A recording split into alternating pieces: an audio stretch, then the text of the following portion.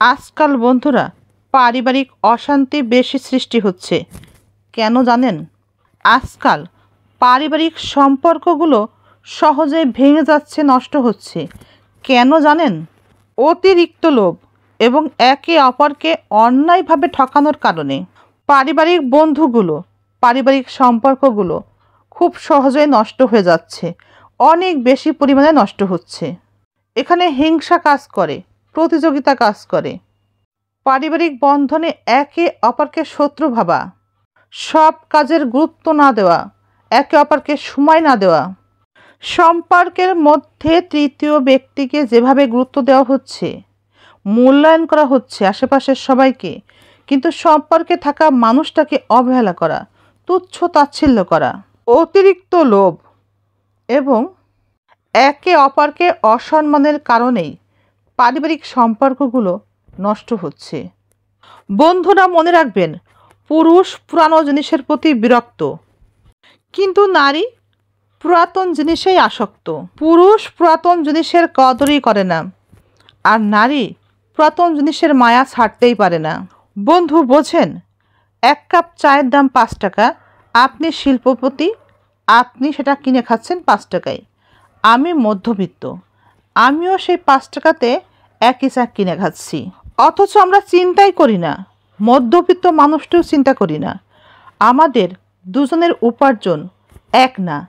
অথচ এই 1 কাপ চা একজন শিল্পপতির থেকে একজন মধ্যবিত্তের জীবনে অনেক বেশি ভূমিকা রাখে। শরীরটাকে ফিট রাখার জন্যে, শরীরটাকে ফিট রেখে যেন আরও অনেক বেশি পরিশ্রম করতে পারে।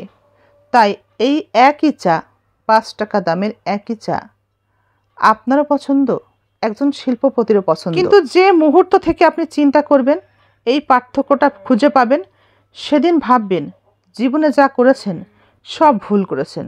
আমরা বন্ধুত্ব করার সময়ও চিন্তা করি না, আবার যখন 2 বন্ধু মিলে খরচ করি তখন এভাবে আয় ব্যয়ের হিসাবটাও করি না। তখন যেটা হয়, শিল্পপতি আরও বেশি উন্নতি করে জীবনে, কিন্তু মধ্যবিত্ত বন্ধুটি কখনোই উপরে উঠতে পারে না। মধ্যবিত্ত পরিবারের বন্ধুটি ব্যর্থ জীবন নিয়েই পড়ে থাকে। কথায় কথায় মিথ্যা, মিথ্যার পরেও মিথ্যা, সবার সাথে মিথ্যা, তার জীবনটাই মিথ্যার উপরে। এভাবেই সে নিজেকে ঠকায়, তার নিজের পরিবারকেও ঠকায়। আর নিজের পরিবারের সাথে মিথ্যা বলা পুরুষটি জীবনে উন্নতি করতে পারে না। যে সকল অবিবাহিত ভাইরা বিবাহিত মেয়েদের প্রেমে পড়েন না, তবে একটা কথা মনে রাখবেন, একটা বিবাহিত মেয়ে তার সাজানো গুছানো সংসারটা আপনার জন্য ভেঙে যাবে, ভেঙে যাচ্ছে। এই ভেঙে যাওয়াটার কারণেই সে তার প্রিয় মানুষটার খারাপ ব্যবহারে দুঃখ পাচ্ছে, কষ্ট পাচ্ছে এবং ভাবছে ভেঙে যাক, তবু শান্তিতে থাক, ভালো থাক। পরিবারের যে ছেলেটি একটু বেশি ইনকাম করে, সবাইকে দিতে পারে, সেই পুরুষের সন্তানই তার পরিবারের কাছে কদর পায়। যতক্ষণ আপনি আপনার পরিবারকে দিবেন, ততক্ষণ আপনার স্ত্রী কদর পাবে, আপনার সন্তানরাও কদর পাবে আপনার পরিবারের সকলের কাছে।